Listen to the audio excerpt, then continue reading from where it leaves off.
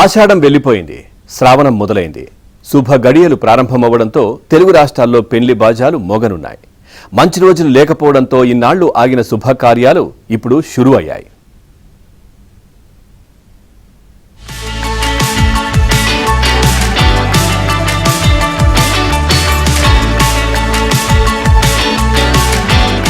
పెళ్లిళ్ల season మొదలైంది. ఈ నెల 13 నుంచి శ్రావణ మాసం ప్రారంభమైంది.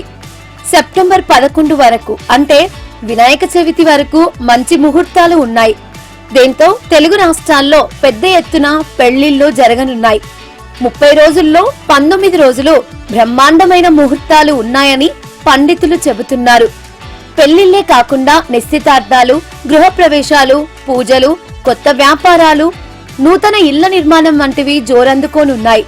ఈ ఏడాది శ్రావణ మాసంలో తెలుగు రాష్ట్రాల్లో రికార్డు స్థాయిలో 10,000కు పైగా వివాహాలు జరగబోతున్నట్లు చెబుతున్నారు.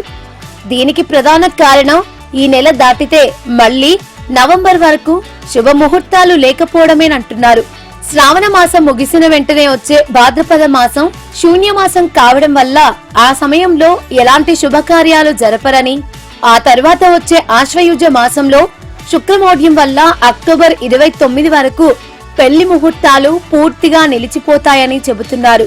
అందుకే వరుసగా బలమైన ముహూర్తాలు ఉండటం, జాతక రీత్యా ఈడు జోడు కుదరడంతో చాలా మంది జంటలు ఈ శ్రావణంలోనే వివాహ బంధంలోకి అడుగుపెట్టేలా ఏర్పాట్లు చేసుకుంటున్నారు.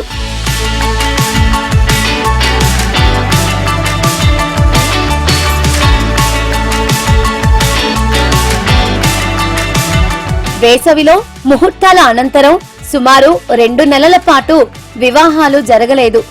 ఆషాఢ మాసం రావడంతో పాటు మంచి రోజులు లేకపోవడంతో ఎవరూ పెళ్లిళ్లు చేసుకోలేదు. దీంతో పెళ్లిళ్ల మీద ఆధారపడి వ్యాపారాలు సాగించేవారు ఖాళీగా ఉండాల్సి వచ్చింది. ఇప్పుడు శుభముహూర్తాలు రావడంతో కళ్యాణ మండపాలు, వస్త్ర, నగల దుకాణాలు కలకలలాడనున్నాయి. పురోహితులు, ఫోటోగ్రాఫర్లు, క్యాటరింగ్, డెకరేషన్, భోజనాలు తయారు చేసేవారికి ఇకపై చేతి నిండా పని దొరకనుంది. ఈ నెల మొత్తం అందరూ బిజీగా గడపనున్నారు.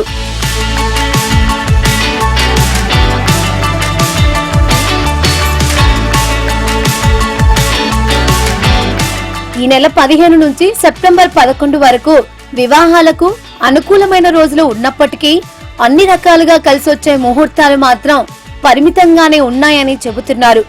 దీంతో ఫంక్షన్ హాళ్లు ఇప్పటికే ముందస్తు బుకింగ్స్ తో నిండిపోయాయి. దీనికి తోడు ఈ శ్రావణ మాసం దాటితే అక్టోబర్ 29 వరకు వివాహ ముహూర్తాలు లేకపోవడంతో ఈ స్వల్ప వ్యవధిలోనే వివాహాలు జరిపించేందుకు తల్లిదండ్రులు ఆసక్తి చూపుతున్నారు.